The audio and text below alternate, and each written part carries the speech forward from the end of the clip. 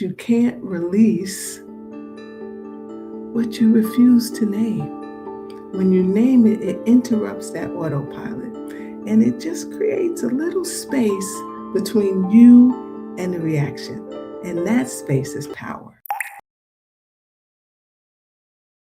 Last week, something happened that really stayed with me.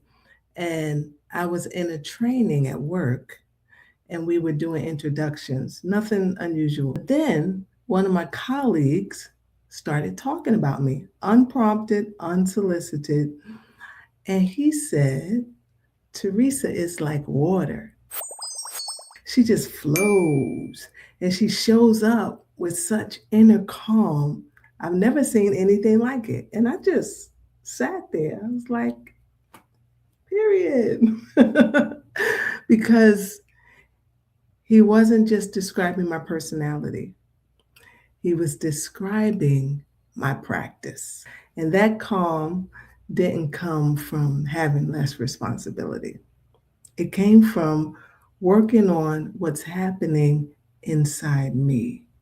And that's what I want to talk to you today. Because if you're a high achieving woman, your life is probably full, not slow, not quiet. Here's what hit me in that moment. You don't have to announce that you're grounded. You don't even have to prove that you're centered. People will feel it. Your inner state always shows up. If you're frantic inside, people feel pressure. If you're steady inside, people feel safety. If you're tense inside, what? The rooms feel tense. If you're clear inside, the rooms are going to feel clear, right? That's power. Because it means you don't have to control everything around you. You just work on you. Loaded days are real. They're real, right? Um, on our community call this week, one of the women said something that was so simple, but really powerful. She said, my days are loaded. How many of y'all got loaded days? Her days are loaded. She's coordinating care for her aging mom. She's managing her son's schedule. She's working full time. She's a boss. She's handling responsibility in every direction. And her phone never stops. She's loaded. That's real life. It's not a retreat. It's not a quiet season. It's not when things calm down. Loaded. But here's what mattered. She still practices. She chooses to notice when her chest gets tight. She chooses to breathe. She's choosing to name what she feels instead of pushing through it. And that's what builds steadiness, not perfection, presence. So I'm going to say this might hit home, right? And I said this on that call. I said, anxiety in a suit is still anxiety. And for high achieving women, fear, it doesn't look messy, right? It looks very responsible. It sounds like I'll just finish one more thing and I can rest later. Or I'll deal with me after everyone else. Or I don't have time to feel this. So on the outside, you're looking capable. But on the inside, it's constriction. Your chest is tight. Your jaw is clenched. Shallow breath. The mind is racing at night. You don't fall apart. You just overfunction. Hello. And because you still perform well, no one checks on you. You know how we say, check on your strong friends, right? But your body always knows. And if you ignore it long enough, it forces you to listen. Burnout, irritability, brain fog, emotional numbness. This is why practice matters before you hit a wall. Flow. What flow actually is when my colleague said I was like water. Here's what that really means. It means that I've trained myself to return over and over. When I notice tension in a meeting, I return to myself. I notice it. I return. When I feel defensive in a conversation, what? I notice it. I return to myself. When I feel overwhelmed by a decision, I don't just stop. I get present. I return. And I stay in flow. It's not passive. It's very responsive. It's very deliberate and intentional. See, water adjusts without losing its nature. That's the goal. You're not controlling life. You can't control life, but you can respond to it without losing yourself. Okay? So, I'm going to give you something practical. Not a long morning routine, but something you can use in real time. We just practice being aware. Awareness is curative. So often we are on autopilot. We're not even aware of what's happening in us.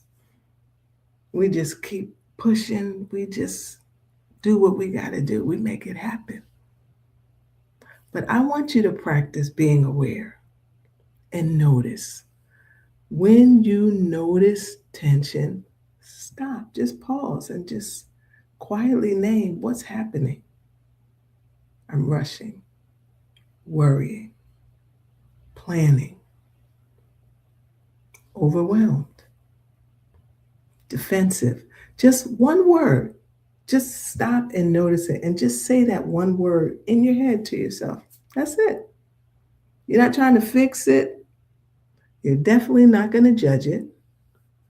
We're just going to be honest about where we are, because you can't release what you refuse to name. When you name it, it interrupts that autopilot, and it just creates a little space between you and the reaction, and that space is power. So notice it and name it. And then the second thing I want you to do, step 2, is to return.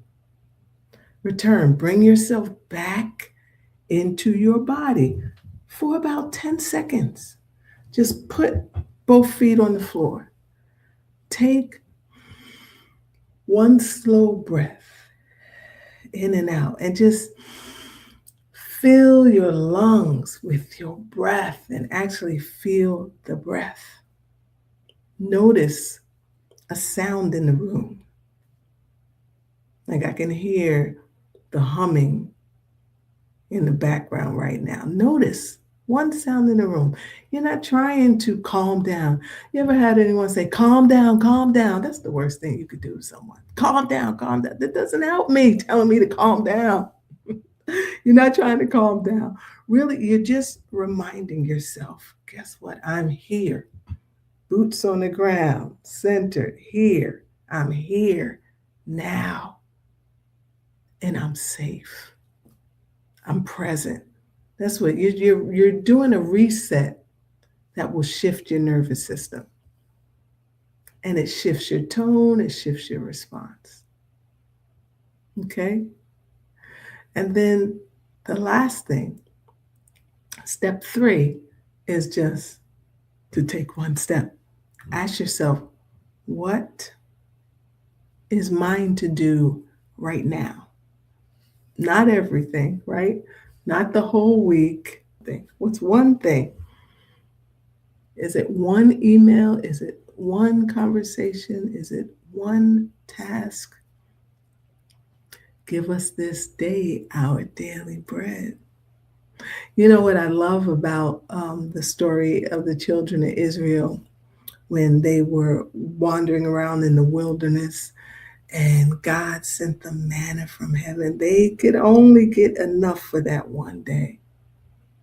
There were no hoarders. If you tried to hoard it, it would spoil the next day. We tend to want to pile everything on, want to plan everything, load up on everything, take in all the information. Give us this day our daily bread. What do you need for this moment? Just get enough for this moment. And then repeat that when needed.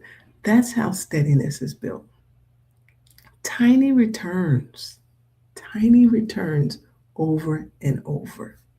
Okay? I didn't become steady because life got easier. I became steady because I stopped abandoning myself in hard moments. And that's the difference. When tension rises, most of us leave our bodies. And you know where we go? Right here in our heads. And we try to think our way out. We overanalyze, we control, we predict instead of returning. And returning is simple, but it requires awareness. And awareness is a practice. So, if you take anything from this video, take this. Don't aim for perfect. Aim for present. You don't need a calm life. You don't need a trained response. You don't need fewer responsibilities. What you need is an inner steadiness. And you don't need to let everybody know I'm steady. They're going to feel it. If you're doing it, your life is a mirror.